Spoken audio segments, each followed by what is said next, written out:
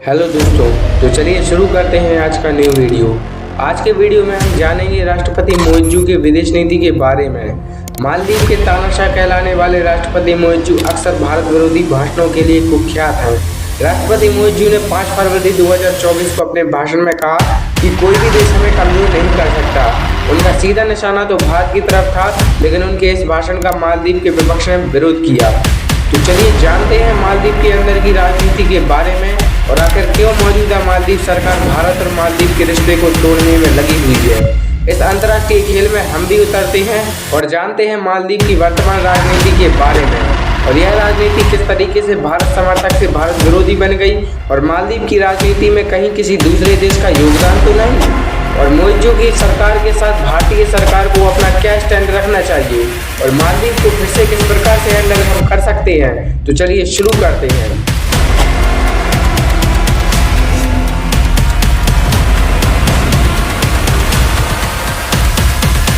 नवंबर 2023 में मालदीव में नई सरकार बनती है। राष्ट्रपति मोइज़ू के नेतृत्व में यह सरकार इंडिया आउट की पॉलिसी पर होती है और इसीलिए राष्ट्रपति मोइज़ू सबसे पहले भारत के दुश्मन मतलब चीन का दौरा करते हैं और चीन के दौरे से आने के बाद से ही मानो राष्ट्रपति मोइज़ू के ऊपर किसी ने काला जादू कर दिया हो। वह सांप के जैसे भारत के खिलाफ जहर उगलना शुरू कर देते हैं और भेड़िए को देखकर भेड़िया भी रंग बदलता है। इसी बात का अनुसरण करते हुए मोइज़ू सरकार के 3 मंत्री हमारे प्रधानमंत्री जी मोदी के खिलाफ अपशब्द कहते हैं और इसके बाद से ही मानो मालदीव और भारत दोनों में ही कट्टर दुश्मनी हो जाती है और भारतीय जनता भी अपने प्रधानमंत्री के अपमान को कैसे सह सकती थी और इसी वजह से सोशल मीडिया पर बायकॉट मालदीव ट्रेंड करने लगता है।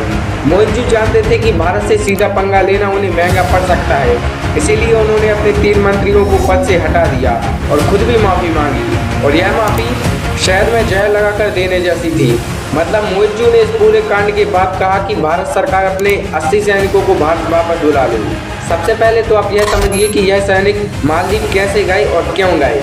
दरअसल नवंबर 1988 में तत्कालीन राष्ट्रपति मोहम्मद अब्दुल गयूम की सरकार का तख्ता पलट होने वाला था और मालदीव में तानाशाही सरकार आने वाली थी, लेकिन इस तख्ता पलट से बचने के लिए राष्ट्रपति मोहम्मद अब्दुल गयूम ने भारत सरकार से सैन्य मदद की भीख मांगी और भारत सरकार ने अपने पड़ोसी की सहायता करने के लिए पैरा कमांडो की एक टुकड़ी को गयूम की सरकार बचाने के लिए मालदीव भेज दी और तब से हमारे सैनिक वहीं पर हैं। मतलब समझे थे आप? नहीं समझे ना, तो मैं समझाता हूँ। हमारे सैनिक मालदीव में मालदीव को सुरक्षित करने के लिए गए हैं, लेकिन वर्तमान मालदीव सरकार ने उन्हें ही अपना दुश्मन समझ लिया और उन्हें ही भारत भेजने की तैयारी कर रही है, क्योंकि मोइज़ू का यह मानना है कि यह सैनिक एक दिन मालदीव को ही हथिया लेंगे और मालदीव को भारत में ही मिला डालेंगे।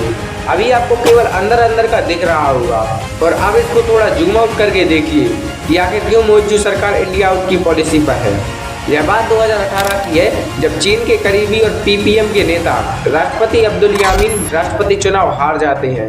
बाद में उन्हें हवालेबाजी और $1 अरब के सरकारी धन का दुरुपयोग करने का दोषी पाया जाता है और 2019 में यामीन को 5 साल की सजा होती है और नए राष्ट्रपति बनते हैं इब्राहिम मोहम्मद सोलेह, जो इंडिया फर्स्ट की पॉलिसी पर चलते हैं।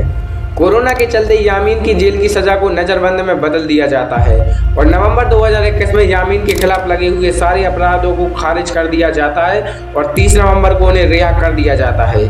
इसके बाद उनका दोबारा राजनीति में आने का रास्ता भी साफ हो जाता है। इसके बाद वह चुनाव प्रचार में जुट जाते हैं और अक्सर अपने भाषणों में लोगों से अपील करते हैं कि वह अपने घरों पर इंडिया आउट लिखें। इसके बाद से ही मालदीव में विपक्षी दलों ने इंडिया आउट अभियान शुरू कर दिया और उनकी मांग थी कि भारतीय सुरक्षा बल के जवान मालदीव छोड़ दें। इंडिया आउट ने मालदीव में भारत के सैनिकों की मौजूदगी की भूमिका को बढ़ा चढ़ाकर पेश किया और उनकी उपस्थिति को देश की राष्ट्रीय सुरक्षा के लिए खतरा बताया।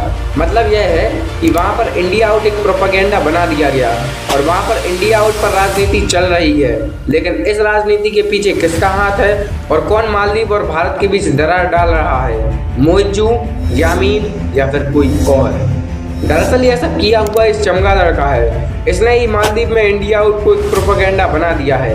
कैसे? चलिए जानते हैं। भारत के नीचे यह है विशाल हिंद महासागर। इस हिंद महासागर के 3 देश हकदार हैं, जिसमें श्रीलंका, भारत और मालदीव है, लेकिन भारत ने इन दोनों ही देशों को अपना मित्र बनाकर रखा है। श्रीलंका और मालदीव को इससे कोई फर्क नहीं पड़ता कि भारतीय नौसेना हिंद महासागर में अपनी पकड़ मजबूत किए हुए है या नहीं। क्योंकि ये दोनों ही देश जानते हैं कि भारतीय सेना कभी किसी दूसरे की जमीन पर कब्जा नहीं करती। इसीलिए इस हिंद महासागर के क्षेत्र में हमारा दबदबा था। लेकिन मैंने अपने पहले ही वीडियो में बताया था कि चीन को भी हिंद महासागर से अपना व्यापार करना होता है। इसके अलावा क्वाड संगठन जो इस चमगादड़ की गर्दन को तोड़ने के लिए बनाया गया है, उनका भी दबदबा हिंद महासागर के क्षेत्र में था। अगर आपको क्वाड के बारे में नहीं पता तो मैं आपको शॉर्ट में बता देता हूँ। यह संगठन 2017 में बना था और इसमें भारत, अमेरिका, जापान और ऑस्ट्रेलिया शामिल है। यह संगठन मुख्य रूप से व्यापार करने के लिए बनाया गया था, लेकिन इसका एक उद्देश्य चीन की बढ़ती तानाशाही को रोकना भी है। तो चलिए टॉपिक पर वापस आते हैं। कल को अगर भारत और चीन युद्ध हो जाता है या फिर चीन और अमेरिका के बीच युद्ध हो जाता है तो भारत अपने अंडमान और निकोबार द्वीप समूह से चीन के व्यापार को बंद कर देगा। इसीलिए चीन ने एक साथ 3 चालें चली। एक तो उसने CPEC बनाकर अपने लिए एक रास्ता साफ कर लिया और दूसरा मालदीव की राजनीति में भारत विरोधी षड्यंत्र रचकर उसने भारत का ध्यान मालदीव में घुसा दिया। और तीसरी चाल थी श्रीलंका का हम्बनटोटा बंदरगाह लेकर भारत पर एक ओर से और दबाव बना दिया। चीन ने श्रीलंका को इतना कर्ज दिया कि श्रीलंका ने दबाव में आकर अपना कर्ज न चुका पाने की स्थिति में अपना हम्बनटोटा बंदरगाह चीन के हवाले कर दिया और 99 साल की लीज पर चीन ने हम्बनटोटा बंदरगाह ले लिया। और यह बंदरगाह सामरिक दृष्टि से बहुत महत्वपूर्ण है क्योंकि यहाँ पर चीन के जासूसी जहाज आ जाते हैं और यह जहाज इतने ताकतवर होते हैं कि यह आंध्र प्रदेश में 2 व्यक्तियों की बातचीत तक सुन सकते हैं। इसके अलावा यह जासूसी जहाज बहुत दूर से ही टेढ़े में निगरानी करते हैं और ऊपर से चीनी सैटेलाइट से भारत की जासूसी कर रही हैं और दाएं बाएं से यह जहाज आकर भारतीय स्पेस एजेंसी और रक्षा एजेंसी की हथियारों की मैपिंग करती रहती हैं। इसीलिए उसने एक तरफ हमें ऊपर से घेर लिया है और दूसरा नीचे से घेर रखा है। लेकिन यह सब मेरा प्रेडिक्शन है, इसके कोई तात्कालिक सबूत तो नहीं है, लेकिन वर्तमान अंतर्राष्ट्रीय राजनीति यही कह रही है और कई एक्सपर्ट्स का दावा भी यही कहता है कि मालदीव में इंडिया आउट की राजनीति चीन की वजह से ही आई है।